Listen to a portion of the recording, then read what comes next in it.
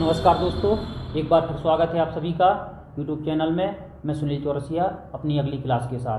ठीक है, जैसा कि मैंने देखा कि आप सभी लोगों का रिस्पांस अच्छा मिल रहा है, तो मुझे रिस्पॉन्सिबिलिटी दी गई है चैनल के माध्यम से कि मैं सब्जेक्ट को आपके पूरा करूं। जैसा कि आपके कमेंट्स भी आए हैं कि सर से पढ़ना है, तो उसी विश्वास के साथ मैं आगे पढ़ाने की कोशिश करूंगा, ताकि आपका विश्वास और आप सभी मुझसे जुड़े रहें चैनल के माध्यम से। जो भी डाउट होंगे क्लियर किए जाएंगे। और बस एक बात कहना चाहूँगा कि जो लोग देर से जुड़े हैं, ये हम देखते हैं इसी क्लास से जुड़ रहे हैं, तो क्योंकि ऐसा चैप्टर आने वाले हैं कि एक चैप्टर दूसरे से लिंक रखता है। तो यदि एक क्लास को भी मिस करेंगे तो हमें दूसरा चैप्टर समझ से परे हो जाएगा। तो कोशिश ये करना है कि जितने भी चैप्टर हम पढ़ रहे हैं तो सभी को हम निरंतर पढ़ें और निरंतर मेरी क्लास अटेंड करें। ठीक है दोस्तों, तो हम एक नए चैप्टर के साथ आ रहे हैं, वृद्धि और विकास। तो वृद्धि और विकास की बात करते हैं तो शिक्षा मनोविज्ञान की रीढ़ होती है ना। तो हम देखते हैं वृद्धि और विकास एक ऐसा चैप्टर है शिक्षा मनोविज्ञान में कि हम देखते हैं कि इसके बिना शिक्षा मनोविज्ञान अधूरा है। तो सबसे पहले बात करेंगे वृद्धि और विकास। वृद्धि के बारे में सभी ने सुना होगा। कभी कभी किसी बुक में आपको वृद्धि के लिए एक और शब्द आता है लिखा हुआ, तो कंफ्यूज नहीं होना है, उसका नाम होगा अभिवृद्धि, है ना। तो कभी कभी हम कंफ्यूज हो जाते हैं कि वृद्धि लिखा है कि अभिवृद्धि लिखा है। तो दोनों की जब भी हम कंफ्यूज हों तो हम देखते हैं कि दोनों की अंग्रेजी क्या होगी, ग्रोथ। तो अभिवृद्धि आ जाए या वृद्धि आ जाए, और एक शब्द आता है विकास। ठीक है, तो वृद्धि की बात करते हैं तो हम देखते हैं कि वृद्धि की बात जब करेंगे तो वृद्धि की बात करें, विकास की बात करें, तो दोनों ही क्रियाएं हम देखते हैं। वृद्धि की बात करें, विकास की बात करें, तो प्राणी के जन्म से पूर्व ही प्रारंभ हो जाती हैं। और यहाँ से आपके कई बार क्वेश्चन बनते हैं और हम गलती कर देते हैं क्योंकि हम रटते हैं। तो समझना है थोड़ा। वृद्धि और विकास की बात करते हैं तो दोनों ही कहाँ से स्टार्ट हो जाते हैं, जन्म से पूर्व, यानी जन्म से पूर्व। और जब हमारा जन्म नहीं होता है, प्राणी का जन्म नहीं होता है, तो जन्म से पूर्व कौन सी अवस्था होती है, तो जन्म से पूर्व हम देखते हैं कौन सी अवस्था होती है, गर्भावस्था। ठीक है, जन्म से पूर्व कौन सी अवस्था होती है, गर्भावस्था। यदि आ जाए कि मनुष्य में या प्राणी में वृद्धि और विकास की प्रक्रिया प्रारंभ हो जाती है, तो हम देखते हैं जन्म से पूर्व। या जन्म से पूर्व जब प्राणी का जन्म नहीं होता है तो जन्म से पूर्व कौन सी अवस्था होती है, तो जन्म से पूर्व क्या बोलते हैं, गर्भावस्था। देखना दोस्तों, इस प्रकार से आपका पहला ही क्वेश्चन आप देखोगे 2008 की बात करें, 11 की बात करें, तो इस प्रकार से क्वेश्चन आए हुए हैं। जैसे इस प्रकार से ऑप्शन दिए हैं, गर्भावस्था, ठीक है, प्रसव पूर्व अवस्था,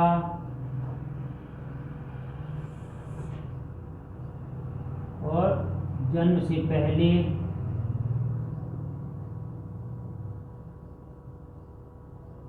ठीक है, और दी गए उपर्युक्त सभी। ठीक है, आप सभी ने पढ़ा होगा। तो क्वेश्चन यहां से बनेगा आपका मनुष्य में वृद्धि और विकास की प्रक्रिया प्रारंभ हो जाती है गर्भावस्था, बी प्रसव पूर्व अवस्था, और सी जन्म से पहले, डी सभी।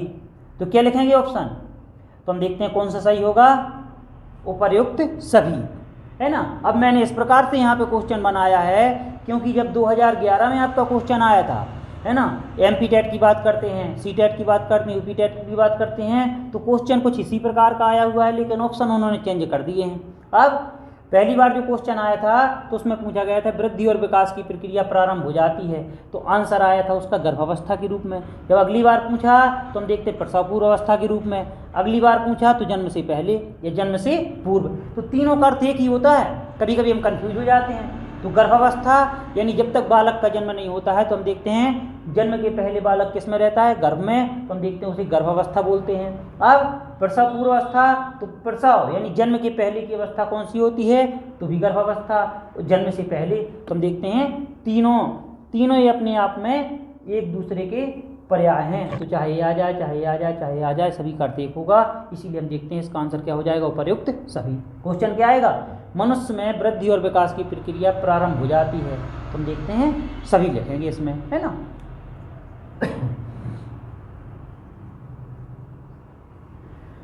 अब देखिए वृद्धि की बात करते हैं तो वृद्धि की एक निश्चित सीमा होती है, एक निश्चित समय बाद वृद्धि रुक जाती है। जब भी आप पढ़ोगे तो हम देखते हैं कि वृद्धि की एक निश्चित सीमा होती है और एक निश्चित समय आने पर वृद्धि रुक जाती है, लेकिन विकास रुकता नहीं है, विकास चलता रहता है, यह निरंतर चलता रहता है। ठीक है, तो हम देखिए पहले तो हम वृद्धि और विकास को इतने डिटेल से पढ़ेंगे क्योंकि इसमें आपके सैकड़ों क्वेश्चन बनेंगे। वो क्वेश्चन क्या बनेगा, जितना ही कठिन क्वेश्चन देंगे उसमें आएगा वृद्धि और विकास से संबंधित निम्नलिखित कथनों पर विचार कीजिए। कथन ये सत्य है, कथन भी सत्य है। तो जब तक हमें वृद्धि और विकास के बारे में बहुत सारा पता नहीं है, या बिल्कुल बारीकी से पता नहीं, जब तक उसका आंसर हम नहीं दे सकते, केवल तुक्का मारना कहलाएगा। तो हमें कोशिश करना है इसको ज़्यादा से ज़्यादा पढ़ने की। ठीक है, तो वृद्धि की बात करते हैं और विकास की बात करते हैं। तो अभी हमने पढ़ चुके हैं कि वृद्धि और विकास की प्रक्रिया कहाँ से प्रारंभ हो जाती है, जन्म से पूर्व या प्रसव पूर्व आ जाए या गर्भावस्था आ जाए। तो जन्म से पहले की अवस्था कौन सी होती है, गर्भावस्था। और हम देखते हैं वृद्धि एक निश्चित समय आने पर रुक जाती है, यानी वृद्धि एक निश्चित समय आने पर वृद्धि की सीमा होती है और रुक जाती है, लेकिन विकास कभी रुकता नहीं है। और आपने देखा होगा, इसीलिए हम देखते हैं गर्ल्स की बात करते हैं। तो गर्ल्स की बात करते हैं तो इसमें हम देखते हैं कि मैरिज की आयु कितनी की गई है, 18। और बॉयज की बात कर रहे हैं तो इसमें मैरिज की आयु कितनी की गई है, तो हम देखते हैं 21 वर्ष। तो हम देखते हैं 18 और 21 वर्ष कोई भारत के प्रधानमंत्री ने निर्धारित नहीं कर दी है, किसी भी देश के प्रधानमंत्री ने निर्धारित नहीं कर दी है प्राइम मिनिस्टर ने कि लड़कियों की शादी 18 वर्ष में की जाए और लड़कों की हम देखते हैं 21 वर्ष में। ये साइकोलॉजिकल फैक्ट है, साइंटिफिक फैक्ट है। क्यों? क्योंकि हम देखते हैं साइकोलॉजी की बात करें, साइंस की बात करें, तो हम देखते हैं हमने ये इसमें फैक्ट पढ़ा हुआ है कि वृद्धि एक निश्चित सीमा आने पर रुक जाती है। और हम देखते हैं कि लड़कियों में जो वृद्धि होती है लड़कों की तुलना में तीव्र गति से होती है। क्यों? क्योंकि वृद्धि और विकास क्या कहता है कि लड़कियों में वृद्धि की क्रिया पहले हो जाती है, यानी लड़कियां अपनी संपूर्ण लंबाई को पहले प्राप्त कर लेती हैं, जबकि लड़के बाद में। नहीं तो अच्छा ये देखिए कि लड़कियों की जैसे शादी की आयु कितनी निर्धारित की गई है, 18 वर्ष, और बॉयज की 21 यानी 21 वर्ष। तो लड़के कहें नहीं कि हमारी 3 साल क्यों ज़्यादा बढ़ा के की गई है शासन के द्वारा, तो ऐसा कुछ नहीं है। ये वृद्धि और विकास के सिद्धांत कहते हैं। और वृद्धि का सिद्धांत और वृद्धि और विकास की बात करते हैं तो क्या कहता है कि वृद्धि एक निश्चित समय आने पर रुक जाती है, यानी वृद्धि की सीमा होती है, चाहे लड़कों की बात करें चाहे लड़कियों की बात करें। अब आपने देखा होगा कि लड़कियों की जो आयु वृद्धि होती है, लंबाई, ठीक है, लंबाई की बात करते हैं तो हम देखते हैं 16 वर्ष तक चलती है। 16 वर्ष तक चलती है, यानी 16 वर्ष में लड़कियां अपनी संपूर्ण लंबाई को प्राप्त कर लेती हैं। कितने वर्ष में? 16 वर्ष में। वो बात अलग है कि कुछ लड़कियों में लंबाई 18 वर्ष तक बढ़ती रहती है, लेकिन अधिकतर यहाँ इसकी बात होगी साइकोलॉजिकल की, तो मैक्सिमम की बात करते हैं तो अधिकतर जो लड़कियों की लंबाई होती है तो 16 वर्ष में लड़कियां अपनी लंबाई को पूरा कर लेती हैं। जबकि लड़कों में वृद्धि की क्रिया कितने वर्ष तक? 18 वर्ष तक चलती रहती है, यानी 18 वर्ष में अधिकतर लड़के, है ना, लड़कों से मतलब अधिकतर लड़कों से है, अपनी लंबाई को पूरी प्राप्त कर लेते हैं। और कुछ में 18 से हम देखते हैं 20 से 21 वर्ष तक चलती रहती है। यानी इन दोनों वाक्यों को देखें तो हम देखते हैं कि लड़कियों में वृद्धि पहले हो जाती है, लड़कों में बाद में। यानी लड़कियां अपनी लंबाई को, संपूर्ण लंबाई को पहले प्राप्त कर लेती हैं, किसकी तुलना में? लड़कों की तुलना में। तो हम देखते हैं चाहे लड़कों की बात करें चाहे लड़कियों की बात करें, दोनों में वृद्धि रुकती अवश्य है ना। तो वृद्धि की एक निश्चित सीमा होती है, बिल्कुल सही है। क्यों? क्योंकि कुछ समय पश्चात वृद्धि रुक जाती है, यानी लड़कियां अपनी संपूर्ण लंबाई को 16 वर्ष में प्राप्त कर लेती हैं और लड़के 18 वर्ष में। अब इसकी बात करते हैं, इसीलिए हम देखते हैं, लेकिन अब आप देख रहे हो कि जो लड़कियों की एज निर्धारित की गई है तो हम देखते हैं 18 वर्ष, और लड़कों की हम देखते हैं शादी की आयु कितनी की गई है? 21 वर्ष। अब इसमें भी संशोधन हो रहा है कि बढ़ाई जा रही है आयु। अब ये क्यों?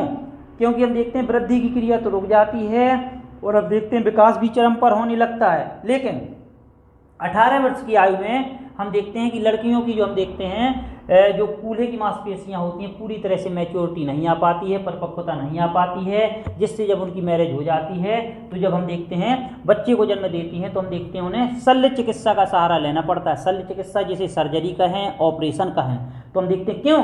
क्योंकि पूरी तरह से हम देखते हैं कूल्हे की जो मांसपेशियां होती हैं पूरी तरह से विकसित नहीं हो पाती हैं, मैच्योर नहीं हो पाती हैं। इसीलिए हम देखते हैं लड़कियों में जो आयु है इतनी निर्धारित की गई है, और इसके बाद भी हम देखते हैं इस पर विचार चल रहा है कि लड़कियों की आयु 21 की जाए और लड़कों की 24 की जाए। तो क्यों?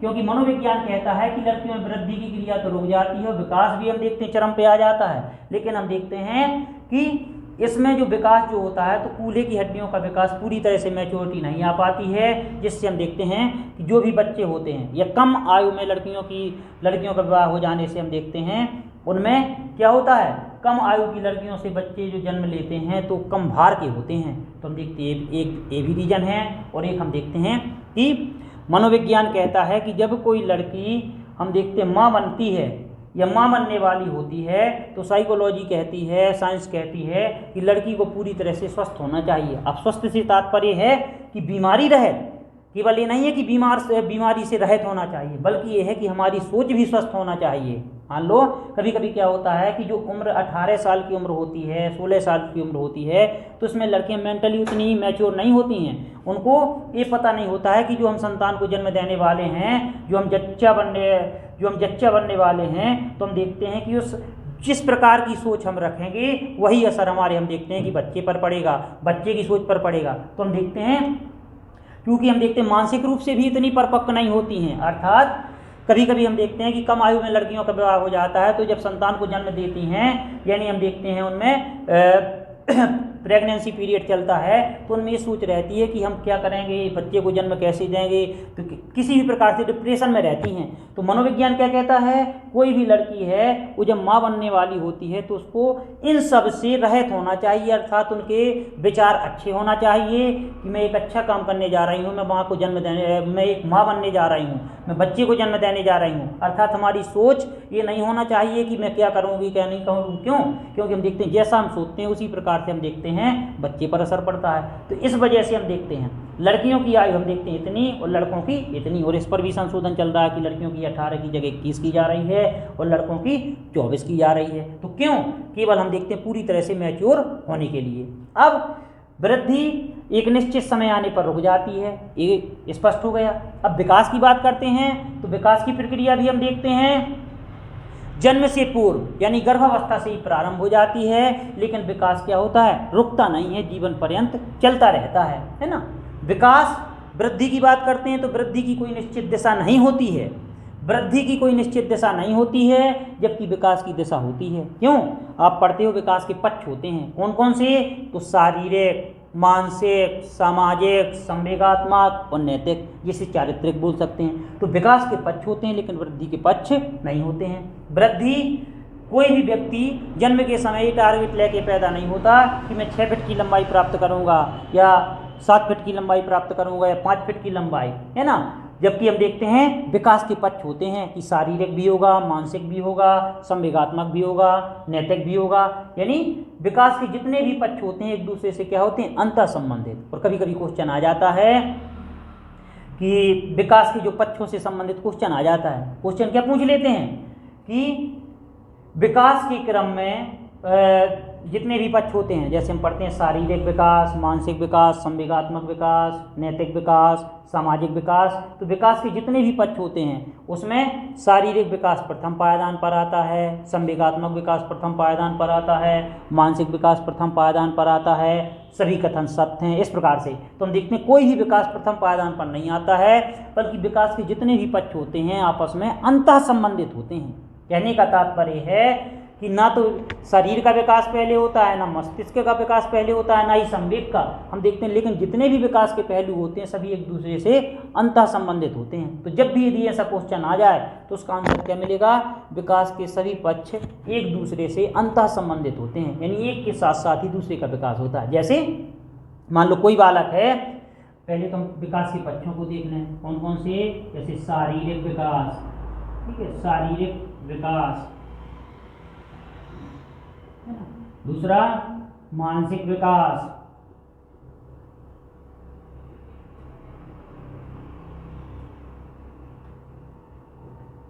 तीसरा संवेगात्मक विकास,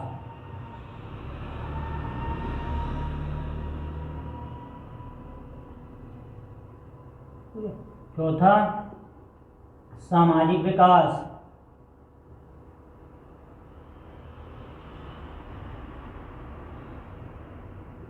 और पांचवा नैतिक विकास, या चारित्रिक भी बोल सकते हैं या नैतिक भी बोल सकते हैं। तो हम देखते हैं विकास के पक्ष होते हैं कौन कौन से, शारीरिक विकास, मानसिक विकास, संवेगात्मक विकास, सामाजिक विकास और नैतिक विकास। अब देखना विकास के जितने भी पक्ष होते हैं तो आपस में अंतः संबंधित होते हैं। जैसे मान लो कोई बालक है तो जैसे जैसे वो शरीर में वृद्धि करेगा, शरीर में वृद्धि से तात्पर्य लंबाई में, चौड़ाई में, है ना, तो हम देखते हैं शारीरिक वृद्धि के साथ साथ ही उसकी मानसिक क्रियाओं में भी हम देखते हैं मानसिक क्रियाओं में भी वृद्धि होगी। मानसिक क्रियाओं में जैसे जैसे वृद्धि होगी तो उसमें संवेगात्मक विकास भी होगा और वैसे वैसे उसका सामाजिक विकास भी होगा और हम देखते हैं नैतिकता का भी विकास होगा। जैसे अभी हम पढ़ेंगे। अच्छा कल्पना कीजिए, ऐसा तो है नहीं कि कोई भी व्यक्ति है तो पहले 18 वर्ष तक, 18 वर्ष में बढ़िया लंबा चौड़ा होता हो, उसकी शारीरिक विकास होता हो, फिर इसके बाद में 18 वर्ष जब पूरा कर लेता हो तो उसमें मस्तिष्क का विकास होता हो, फिर इसके बाद में कुछ सालों बाद संवेगात्मक विकास होता हो, फिर सामाजिक विकास होता हो, फिर नैतिक। तो कई लोग तो ऐसे होंगे कि जो अपने विकास के पूरे पहलुओं को नहीं कर पाएंगे और चले जाएंगे ऊपर, है ना। तो कहने का तात्पर्य क्या है, विकास के जितने भी पक्ष होते हैं एक दूसरे से अंतः संबंधित होते हैं, यानी एक विकास के एक पक्ष में ही दूसरा निहित होता है, यानी अंतः संबंधित होते हैं। ठीक है दोस्तों, तो आपके समझ में आया होगा कि विकास के जितने भी पक्ष होते हैं अंतः संबंधित होते हैं। क्यों?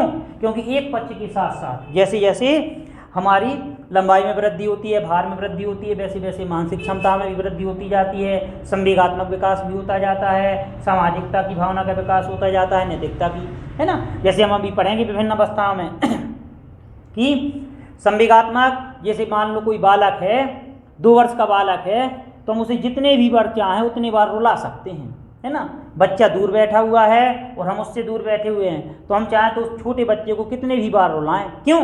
क्योंकि हम देखते हैं जो बालक होता है तो उसमें संवेगों पर कंट्रोल कम होता है, यानी जो 2 या 3 वर्ष की बात करते हैं, बालक की बात करते हैं, तो उस पर संवेगों पर कंट्रोल क्या होता है, कम। जैसे जैसे आयु में वृद्धि होती जाती है तो संवेगात्मक विकास होता जाता है, यानी संवेगों पर कंट्रोल अधिक होता जाता है। जैसे एक बालक की बात करें, मान लो कोई 3 वर्ष का बालक है और कोई 18 वर्ष का वयस्क है, तो हम देखते हैं 18 वर्ष का व्यक्ति 3 वर्ष के बालक को कितने भी बार रुलाए, है ना। क्यों? क्योंकि इसमें हम देखते हैं संवेगों पर कंट्रोल नहीं होता है, जबकि इसमें संवेगों पर कंट्रोल करना सीख जाता है, यानी इसमें संवेगात्मक विकास अधिकता होती है, जबकि इसमें संवेगात्मक विकास नहीं हो पाता है। ठीक है, संवेग क्या है, भय, क्रोध, प्रेम, पीड़ा।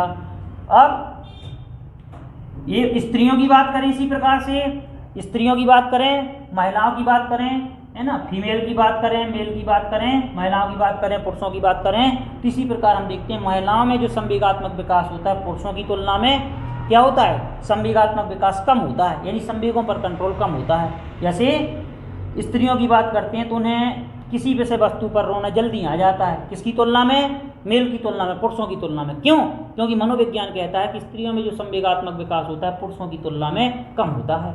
एक यदि शिक्षित व्यक्ति की बात करें और अशिक्षित व्यक्ति की बात करें, है ना, तो हम देखते हैं शिक्षित व्यक्ति में संवेगों पर कंट्रोल अधिक होता है अशिक्षित व्यक्ति की तुलना में। अब शिक्षित से तात्पर्य इससे नहीं है कि कोई MSc M.Ed किए हुए है और कोई हम देखते हैं कि अनपढ़ है। अब शिक्षित से मतलब समझदार से, तो जो व्यक्ति जितना समझदार होता है तो उतना ही संवेगों पर कंट्रोल उसका क्या होता है, अधिक होता है। तो इस प्रकार से हम देखते हैं संवेगात्मक विकास होता है। सामाजिक विकास, जैसे जैसे हम बढ़ते जाते हैं, बड़े होते जाते हैं, हमारा शारीरिक विकास होता जाता है, वैसे वैसे हमें सामाजिकता यानी मित्र बनते जाते हैं, मिलनसार होते जाते हैं, तो ये होता है संवेगात्मक विकास। नैतिक विकास, जैसे अभी हम अवस्थाओं को पढ़ेंगे तो देखेंगे कि शेष अवस्था में नैतिकता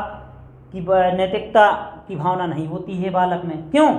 क्योंकि उसे जो करना होता है, जो व्यक्ति को, जो बालक को, 3 वर्ष के बालक को जो कार्य अच्छा लगता है उसी को करता है, उसे पता नहीं होता है कि मेरे द्वारा किया जाने वाला कार्य अच्छा है या गलत है। क्यों? क्योंकि उसमें नैतिकता की भावना का विकास नहीं होता है। तो ये होते हैं विकास के पक्ष। ठीक है, तो दोस्तों आया होगा आपकी समझ में, विकास के जितने भी पक्ष होते हैं एक दूसरे से अंतर संबंधित होते हैं, यानी एक पक्ष के साथ साथ ही दूसरे पक्ष का विकास होता जाता है। ठीक है, तो अभी हम पढ़ रहे थे कि वृद्धि और विकास की प्रक्रिया कहाँ से प्रारंभ हो जाती है, जन्म से पूर्व।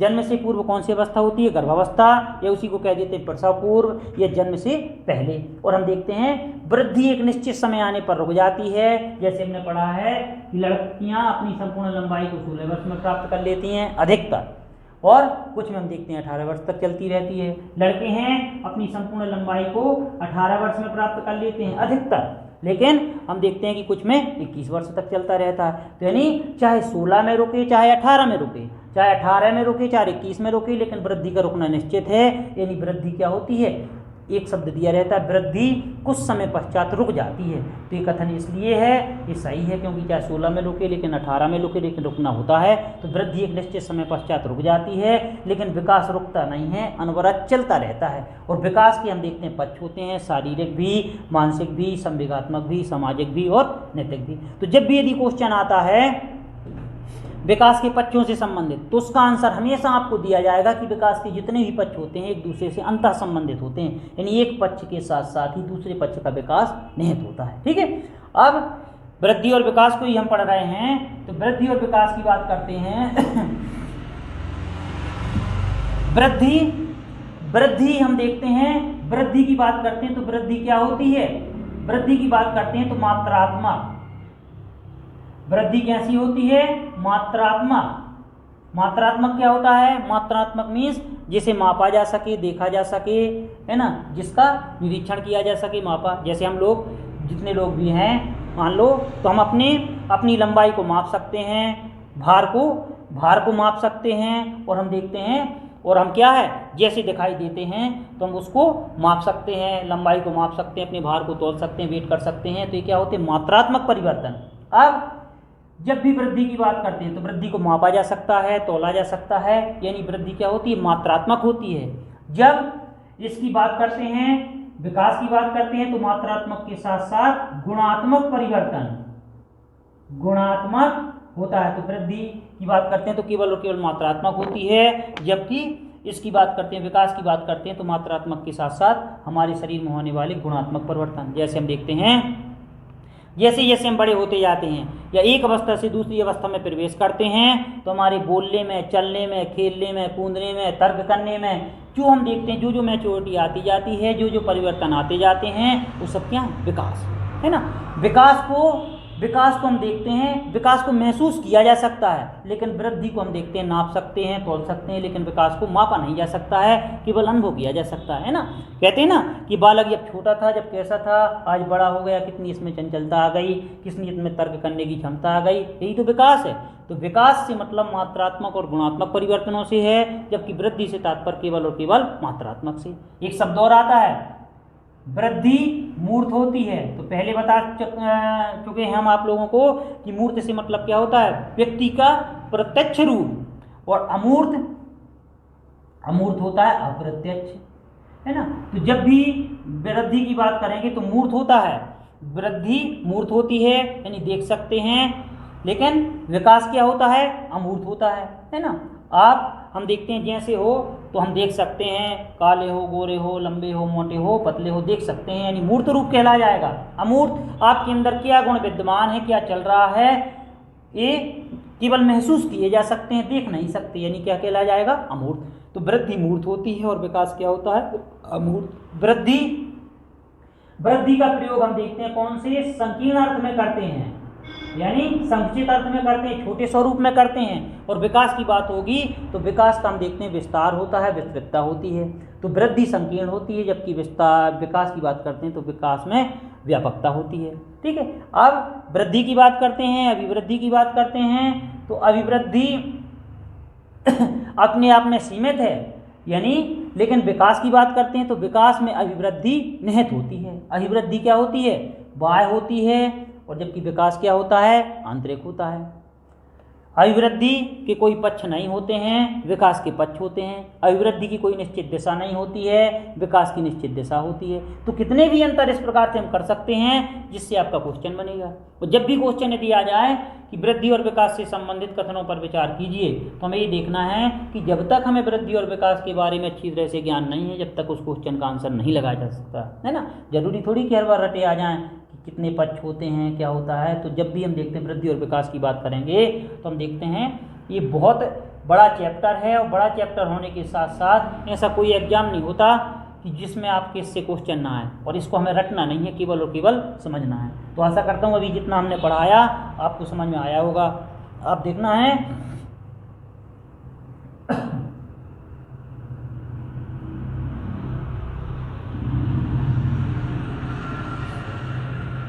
अब इसी में हम कुछ शब्द पढ़ेंगे, जैसे इसी से रिलेटेड, आपके चैप्टर से रिलेटेड वृद्धि और विकास की बात कर रहे हैं, तो हम देखते हैं, जैसे हम पढ़ेंगे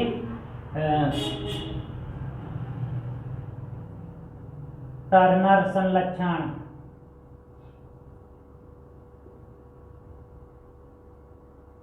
ठीक है, ये इसी को बोलते हैं टर्नर सिंड्रोम। और एक आता है क्लीनेफेल्टर संलक्षण।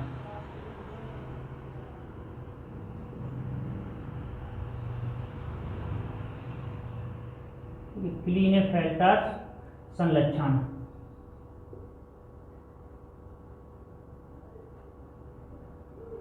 और एक होता है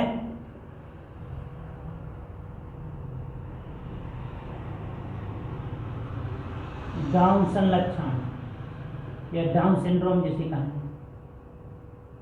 ठीक है, तो देखिए ये जो वृद्धि और विकास का चैप्टर है, तो इसमें यहाँ से आपके क्वेश्चन अधिकतर पूछते हैं। ये तीन जो दोष होते हैं, टर्नर संलक्षण जिसे टर्नर सिंड्रोम बोलते हैं, क्लीनेफेल्टर संलक्षण या क्लीनेफेल्टर सिंड्रोम बोलते हैं, और एक होता है डाउन सिंड्रोम या डाउन संलक्षण बोलते हैं, इसी को मंगोलिज्मता बोलते हैं, मंगोली जड़ता। यहाँ से कई बार आपके क्वेश्चन आते हैं, क्योंकि देखिए वृद्धि और विकास है, पूरा साइंटिफिक है, और हम देखते हैं जब तक हमें साइंस का ज्ञान नहीं होगा, जब तक हम इसको अच्छी तरह से क्लियर नहीं कर सकते। तो देखिए यहाँ इन तीनों के बारे में पढ़ने से पहले हमें एक विषय वस्तु पढ़ना होती है, और वो होती है गुणसूत्र। ठीक है, किसको पढ़ना होता है हमें? गुणसूत्र को। और गुणसूत्र को ही अंग्रेजी में क्या बोलते हैं? क्रोमोसोम। ठीक है, गुणसूत्र को ही अंग्रेजी में बोलते हैं क्रोमोसोम। तो क्रोमोसोम आ जाए या गुणसूत्र आ जाए। गुणसूत्र, अब आपने नाम सुना होगा। गुणसूत्र क्या होते हैं? जो हम देखते हैं आनुवांशिक गुणों को एक पीढ़ी से दूसरी पीढ़ी तक ले जाते हैं, यानी माता पिता के लक्षणों को संतानों में ले जाते हैं, उन्हें क्या बोलते हैं? गुणसूत्र, है ना। और गुणसूत्रों को ले जाने का कार्य कौन करते हैं? जीन करते हैं। जीन के अंतर्गत हम क्या करते हैं? डीएनए वगैरह पढ़ते हैं ना, तो इसको यहाँ पढ़ने की जरूरत केवल क्या है? गुणसूत्र। अब गुणसूत्र की बात करते हैं, तो वे व्यक्त जीवद्रव्य इकाइयाँ जो नियमित रूप से उत्तरोत्तर कोशिका विभाजनों द्वारा गुणन करती हैं और अपने व्यक्तित्व आकार की एवं कारकी को बनाए रखती हैं। अभी परिभाषा आपको कठिन हो जाएगी। तो गुणसूत्र क्या है? जो आनुवांशिक गुणों को एक पीढ़ी से दूसरी पीढ़ी तक पहुंचाते हैं। केवल इतना याद करना है हमें, ठीक है। अब गुणसूत्रों की बात करते हैं, तो मनुष्य में गुणसूत्रों की संख्या कितनी होती है? तो हम देखते हैं जब भी मनुष्य की बात करेंगे तो 23 जोड़े, यानी मनुष्य में कितने जोड़े क्रोमोसोम पाए जाते हैं? 23 जोड़े। या इसी को क्या लिख सकते हैं? 23 जोड़े या 46 गुणसूत्र। यदि संख्या पूछी जाए तो 46 लिखेंगे, और पेयर में पूछे जाए, जोड़े में पूछे जाए तो कितने लिखेंगे? 23, यानी 23 जोड़े। अब यदि पहला क्वेश्चन मान लो अपन बिल्कुल से पढ़ के गए, पूरा हमने पढ़ लिया, ये चैप्टर नहीं पढ़ा, और वृद्धि और विकास में यही क्वेश्चन आ गया कि मनुष्य की प्रत्येक कोशिका में, प्रत्येक सेल में कितने गुणसूत्र पाए जाते हैं? तो हम देखते हैं 46, या कितने जोड़े पाए जाते हैं? तो 23 जोड़े। ठीक है, अब 23 जोड़े पाए जाते हैं, तो हम देखिए बात करते हैं मेल की और फीमेल की बात करें, तो हम देखते हैं मेल यानी पुरुष की बात हो रही है, फीमेल यानी स्त्री की बात हो रही है। तो हम देखते हैं मेल की बात करते हैं, तो मनुष्य में जो, चाहे मनुष्य की बात करें चाहे स्त्रियों की बात करें, दोनों में गुणसूत्रों की संख्या कितनी होती है? 46 गुणसूत्र या 23 जोड़े। अब गुणसूत्रों के विन्यास की जो बात करते हैं, तो पुरुषों में गुणसूत्रों का विन्यास क्या होता है? 44 + XY। जब भी पुरुषों की बात होगी तो गुणसूत्रों का विन्यास क्या होता है? 44 + XY। अब हमने कितनी लिखी है संख्या? 46, तो 44, 45, 46। स्त्रियों की बात करते हैं, तो गुणसूत्रों का विन्यास हम देखते हैं, स्त्रियों में गुणसूत्रों का विन्यास कितना होता है? तो हम देखते हैं 44 + XX, यानी दोनों की बात करते हैं तो दोनों गुणसूत्रों की संख्या कितनी होती है? 46। और गुणसूत्रों का विन्यास पूछेंगे कि पुरुषों में गुणसूत्रों का विन्यास कितना होता है? तो 44 + XY। महिलाओं की बात करेंगे तो 44 + XX। अब देखना, अब ये आपको समझ में आ जाएंगे कि टर्नर क्या है, क्लीनेफेल्टर्स क्या है, और डाउन सिंड्रोम क्या है। तो पहले हमने क्या पढ़ा? गुणसूत्र। गुणसूत्र क्या करते हैं? ये आनुवांशिक गुणों को एक पीढ़ी से दूसरी पीढ़ी तक ले जाते हैं, यानी मनुष्य माता पिता से संतानों में गुणों को पहुंचाने का कार्य करते हैं। अब किन्हीं कारणोंवश इन गुणसूत्रों में परिवर्तन हो जाते हैं, जिससे कुछ दोष उत्पन्न हो जाते हैं, और ये दोष आ जाते हैं आपके एग्जाम में, बाल विकास में।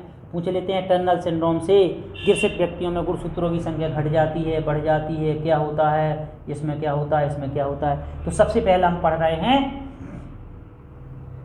टर्नर सिंड्रोम या टर्नल संलक्षण। ये किसमें होता है? महिलाओं में होता है। अब देखिए हमने महिलाओं में जो गुणसूत्रों का विन्यास है, महिलाओं में गुणसूत्रों का विन्यास क्या पढ़ा हुआ है? 44+X है।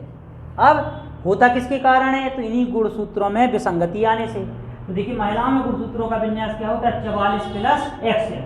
अब जब महिलाओं में जो हम देखते हैं, अब 44, पहले इसको देख लें, 44 जोड़े यानी 22 जोड़े या 44 जो गुणसूत्र होते हैं, तो चाहे महिलाओं की बात करें चाहे पुरुषों की बात करें, ये समान होते हैं। उन 22 जोड़ों को यानी 44 जोड़े 22 जोड़े 44 गुणसूत्र क्या होते हैं? ऑटोसोम्स।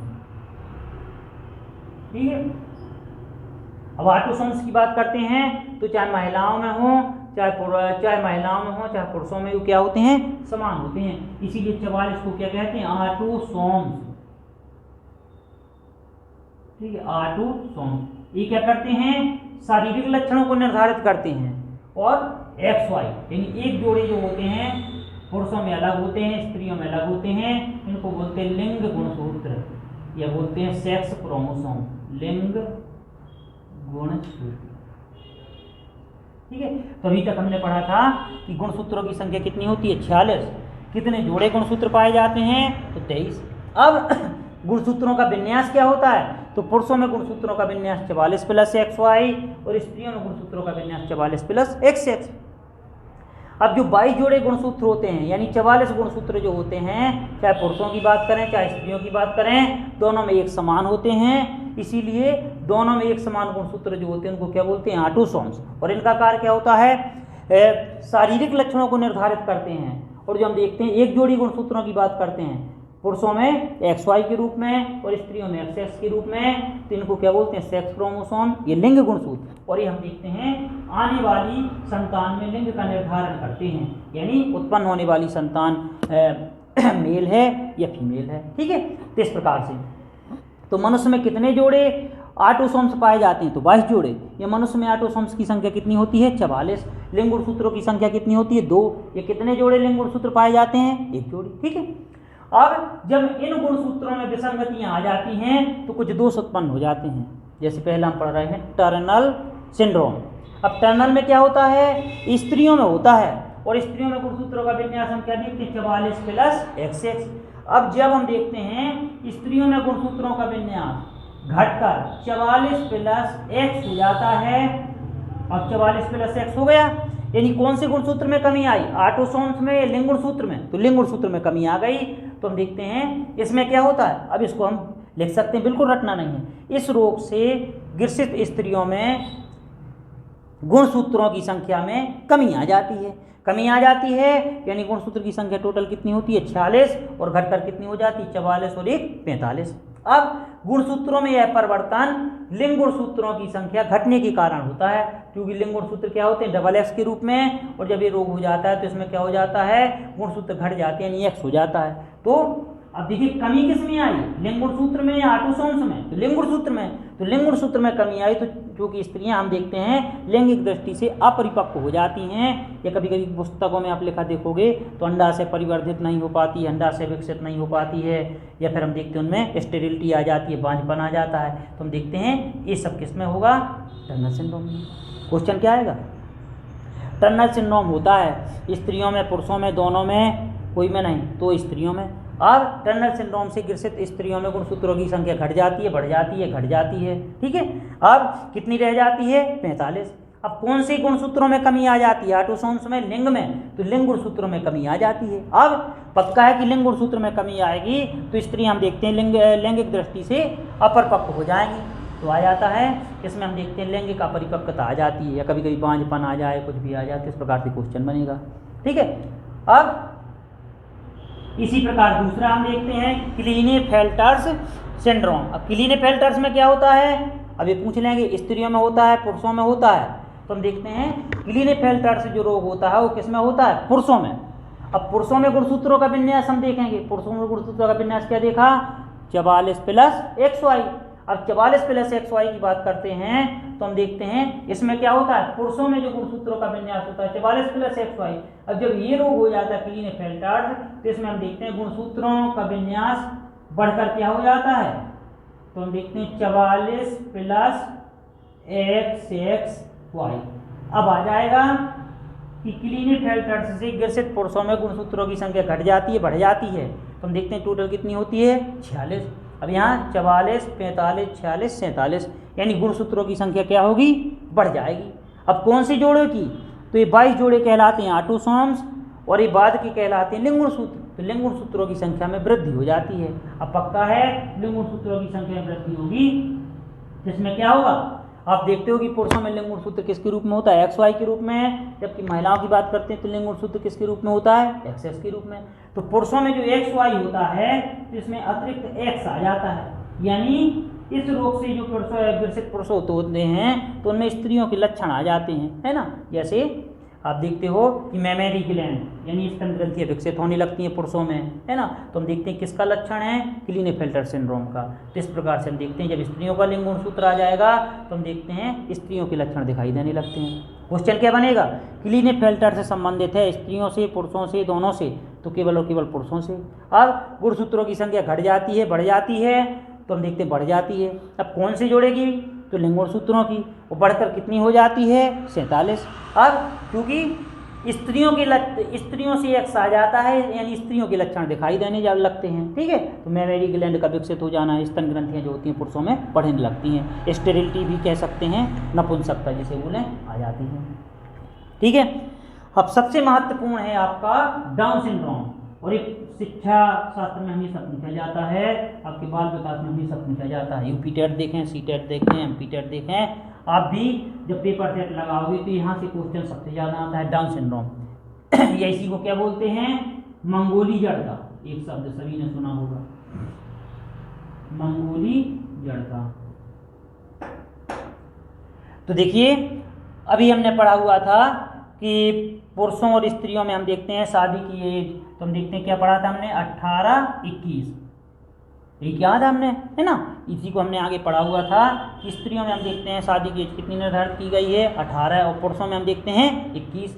लेकिन कभी कभी क्या होता है कि किसी कारणवश हम देखते हैं जब महिलाओं की शादी हम देखते हैं 35 वर्ष तक 35 तक नहीं होती है, और फिर हम देखते हैं 35 पर होने के बाद भी संतानों को जन्म देती हैं। तो जिस प्रकार से हम देखते हैं जो 18 वर्ष में कूल्हे की मांसपेशियां पूरी तरह से मैच्योर नहीं होती, उसी तरह हम देखते हैं जब 35 वर्ष से अधिक की एज होने लगती है महिलाओं में, तो हम देखते हैं उनमें दुर्बलता आने लगती है, मांसपेशियों में क्षीणता आने लगती है। यानी जितनी भी हम देखते हैं जब भी ये दिया जाए कि डाउन संलक्षण है मंगोली जड़ता क्या होता है, तो कितने वर्ष की महिलाओं में देखा जाता है, तो 35 वर्ष से अधिक का आंसर आएगा उसमें। और हम देखते हैं जब किसी कारणवश मान लो कोई भी महिलाएं किसी कारणवश शादी नहीं करवाती हैं, मान लो कोई तैयारी कर रहा है बड़े एग्जाम की, या कोई मतलब पॉलिटी में जाना चाहता है, कुछ भी करना चाहता है, कई रीजन हो सकते हैं, तो हम देखते हैं किसी कारणवश जब ये जितनी हो जाती है तो हम देखते हैं कि इनमें जो मांसपेशियां होती हैं तो उनमें लूजनेस आने लगती है, और हम देखते हैं जिसके कारण जब वो प्रथम संतान को जन्म देती हैं तो उनमें मंगोली जड़ता के लक्षण दिखाई देने लगते हैं। अब हम कहें कि जितनी भी महिलाएं हैं 35 वर्ष के बाद जिनकी मैरिज होती है, शादी होती है, तो बच्चों को जन्म देती हैं, तो सारे मंगोली होते होंगे, तो ऐसा नहीं है। लेकिन जितने भी मंगोली जड़ता वाले बालक देखे गए हैं तो उनका 99% यही है कि जो 35 वर्ष से अधिक की महिलाएं, तो आंसर में आप यही लिखेंगे कि कितने वर्ष की महिलाओं से उत्पन्न बच्चे, तो 35। अब इसमें होता क्या है मंगोली जड़ता में क्या होता है, मुख्य रूप से यदि कहें तो हम देखते हैं मंद बुद्धि बालक होते हैं, मानसिक विकलांग, है ना। मानसिक विकलांग यानी हम देखते हैं मानसिक विकलांग यानी मंद बुद्धि तो होंगे ही, मंद बुद्धि यानी हम देखते हैं जिन्हें मंद बुद्धि, जिनका बुद्धि लब्धि IQ जिसका हम पढ़ेंगे कि 70 और 80 से कम होता है। अब इसके बाद कई प्रकार के लक्षण होते हैं, हस्तरेखाएं जो होती हैं अनियमित आकार की होती हैं, है ना, हस्तरेखाएं होती हैं अनियमित आकार की होती हैं। इनका जो संपूर्ण शरीर होता है तो संपूर्ण शरीर के आकार में जो अंग होते हैं, जैसे हाथ पैर की बात करें, हथेलियों की बात करें, तो समान अनुपात में नहीं होते। ये हम देखते हैं, पता पड़ा कि हथेलियां हम देखते हैं संपूर्ण शरीर के अनुपात में बड़ी हैं, या हम देखते हैं सिर बड़ा है, गर्दन हम देखते हैं झुकी हुई होती है ना, बाल कम होते हैं, शरीर पर। तो इस प्रकार के सारे लक्षण होते हैं, वो कहलाते हैं मंद बुद्धि लिए होते हैं, वो मंगोली जड़ता। तो जब भी यदि आ जाए मंगोली जड़ता, अब अभी तक हम इसमें पढ़ रहे थे लिंगुण सूत्र और इसके बारे में, ऑटोसोम्स के बारे में। अब देखिए, अब यदि क्वेश्चन आ जाए कि डाउन सिंड्रोम से ग्रसित व्यक्तियों में गुणसूत्रों की संख्या घट जाती है, बढ़ जाती है, तो नाम तो है डाउन, लेकिन गुणसूत्रों की संख्या क्या होती है, बढ़ जाती है। अब कौन से जोड़े के ये महत्वपूर्ण होता है, यही पूछा जाता है परीक्षाओं में, आ जाता है 21वें जोड़े के गुणसूत्र में वृद्धि के कारण, 21वें जोड़े के गुणसूत्र में घटोत्तरी के कारण, 23वें जोड़े के गुणसूत्र में वृद्धि के कारण, 23वें जोड़े के गुणसूत्र में कमी के कारण। तो 21वें जोड़े के जो गुणसूत्र होते हैं तो उनमें वृद्धि हो जाती है, यानी जो 21वें और 22वें जोड़े तक के गुणसूत्र होते हैं वो क्या होते हैं, डिप्लॉइड, यानी 2n के रूप में होते हैं, जिन्हें द्विगुणित बोले। ठीक है, तो इनमें जब इनकी संख्या बढ़ेगी तो क्या होते हैं, 2n + 8। तो हम देखते हैं ये त्रिगुणित हो जाते हैं, ट्रिप्लॉइड बोल देते हैं इन्हें, इन्हीं को त्रिगुणित बोल देते हैं। इनमें इनविजुअलिटी पाई जाती है, जबकि इनमें विजुअलिटी पाई जाती है। तो जब भी यदि आ जाए कि डाउन सिंड्रोम से ग्रसित व्यक्तियों में गुणसूत्रों की संख्या घट जाती है, बढ़ जाती है, तो गुणसूत्रों की संख्या क्या होगी, बढ़ जाएगी।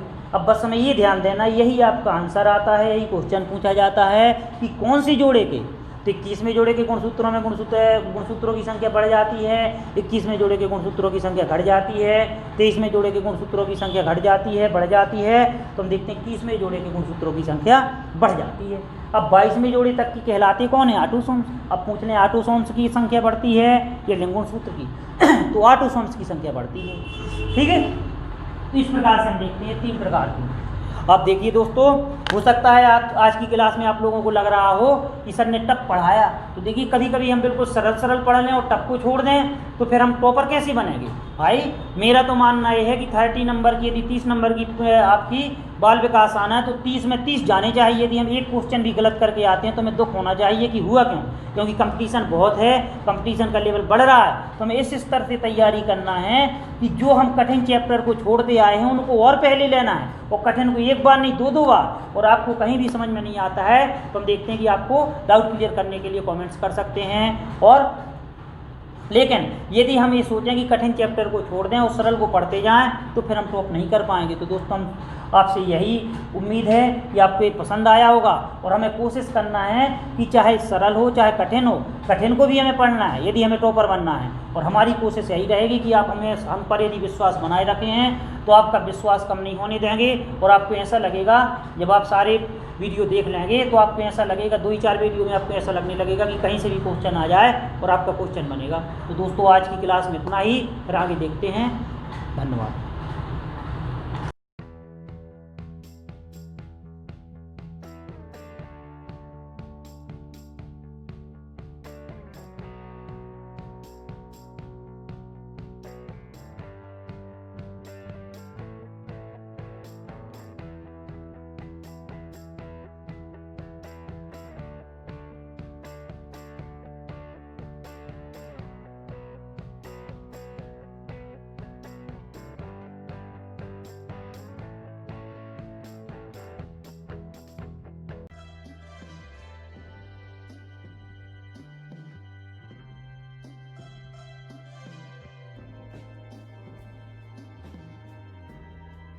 सक्सेसफुल जो सभी एग्जाम को टारगेट करते हुए ध्यान में रखकर ये मिशन चलाया जा रहा है, चाहे आने वाले जितने भी एग्जाम हो, वर्ग 3 महिला सुपरवाइजर, एमपी पुलिस, फॉरेस्ट, पटवारी या सीपीसीटी से रिलेटेड जितने भी एग्जाम है उन सभी को ध्यान में रखकर ये मिशन चलाया जा रहा है। व्हाट्सएप ग्रुप पर स्टडी कराई जा रही है, प्रिपरेशन कराई जा रही है, जिसमें बॉयज़ और गर्ल्स के अलग अलग ग्रुप बनाकर आपकी प्रिपरेशन कराई जा रही है। ग्रुप में आपको time table, strategy, routine, study material, daily and weekly test, guidance, motivation सब कुछ दिया जाएगा। और यहाँ पर ये आप देख सकते हैं अलग अलग ग्रुप बनाए गए हैं, लगभग 22 और आपको ऐड किया जाएगा। तो आप लोग बिना किसी देरी के मैसेज कीजिए और 9981167757 पर आपको ऑडियो मैसेज करना है। व्हाट्सएप से अपना नाम बता देना है, मैं आपको उसी एग्ज़ाम से रिलेटेड ग्रुप में ऐड कर दूंगा। महिलाओं के अलग ग्रुप हैं, पुरुषों के अलग ग्रुप हैं, आप देख सकते हैं।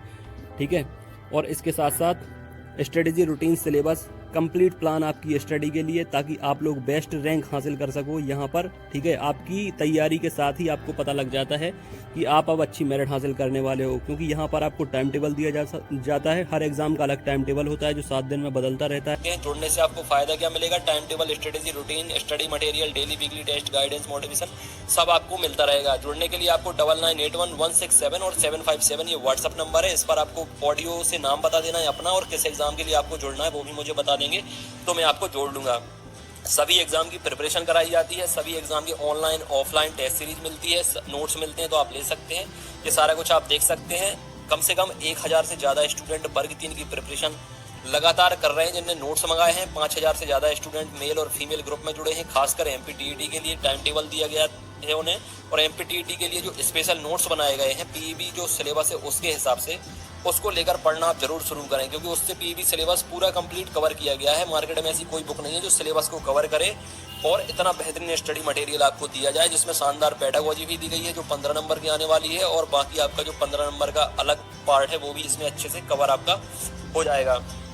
नोट्स लेने के लिए आप इंदौर में आ सकते हैं, हैंड टू हैंड भी ले सकते हैं, छतरपुर में भी ले सकते हैं। हैंड टू हैंड आपको कम कीमत में वो तुरंत मिल जाएंगे, बाकी आप अपने घर पे भी मंगा सकते हैं स्पीड पोस्ट से। उसके लिए भी मुझे 9981167757 पर मैसेज कर दें। छतरपुर का जो ऑफिस है वो छत्रसाल बुंदेलखंड यूनिवर्सिटी के सामने है। इस तरह के जो नोट्स बनाए गए हैं सारा कुछ स्पेशल फैकल्टी के द्वारा, कोशिश यही की जाएगी कि आपके 125 प्लस अंक आए, चाहे आप किसी भी कैटेगरी से बिलोंग करते हो। 125 प्लस अंक अगर आपके आ गए तो सिलेक्शन आपका वर्ग 3 में होने से कोई रोक नहीं सकता। ठीक है फ्रेंड, अब इसके साथ साथ ऑनलाइन टेस्ट सीरीज जिसकी प्रिपरेशन उन्हें लगता है कि हो गई है वो ऑनलाइन टेस्ट सीरीज भी लगा सकते हैं। ऑनलाइन टेस्ट सीरीज भी मैं आपको प्रोवाइड कर दूंगा। 30 ऑनलाइन टेस्ट मिल जाएंगे, 20 आपको PDF मिल जाएंगी। ये ऑफिस है हमारे छतरपुर का। यहाँ पर ये आपका चैनल है। प्यार देने के लिए, सपोर्ट देने के लिए बहुत बहुत शुक्रिया आपका। चैनल को सब्सक्राइब कर सकते हैं, जुड़ सकते हैं जितने भी नए मेंबर हैं, और पुराने मेंबर को परिवार का हिस्सा बनने के लिए शुक्रिया फ्रेंड्स। अपनी सेहत का ख्याल रखें, कोरोना से बच कर रहें।